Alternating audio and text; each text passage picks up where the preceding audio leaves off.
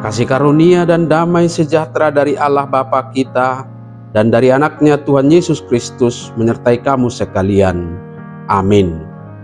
Shalom saudara-saudariku, di dalam nama Tuhan Yesus, firman Tuhan yang menyapa kita hari ini, hari Jumat, tanggal 12 April 2024, tertulis dalam kitab Nehemia pasal 9 ayat 31.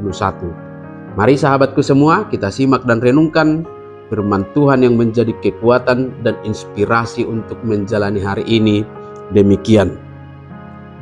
Tetapi karena kasih sayangmu yang besar, engkau tidak membinasakan mereka sama sekali dan tidak meninggalkan mereka, karena engkaulah Allah yang pengasih dan penyayang.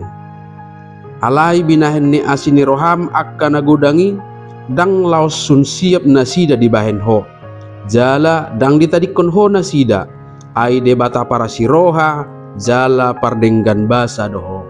Demikian firman Tuhan. Sahabatku semua, nas hari ini adalah bagian dari doa pengakuan dosa dan permohonan pengampunan kepada Tuhan yang dilakukan oleh para imam orang-orang Lewi. Mereka mengaku dosa-dosa bangsa mereka dan memohon belas kasihan serta pengampunan dari Tuhan. Ini adalah sebuah doa kolektif yang mencerminkan kesadaran akan dosa-dosa dan keinginan untuk berbalik kepada Tuhan. Permohonan pengampunan ini diisi dengan melihat masa lalu nenek moyang mereka yang selalu beroleh belas kasih dan pengampunan dari Allah, meskipun nenek moyang mereka selalu melakukan dosa dan kejahatan di mata Tuhan Allah. Maka dalam doa permohonan ini mereka mohon supaya kiranya Allah masih berkenan mengampuni mereka sebagaimana Dia sudah mengampuni nenek moyang mereka. Keberanian untuk memohon ini tentu lahir dari pengenalan akan sifat Allah.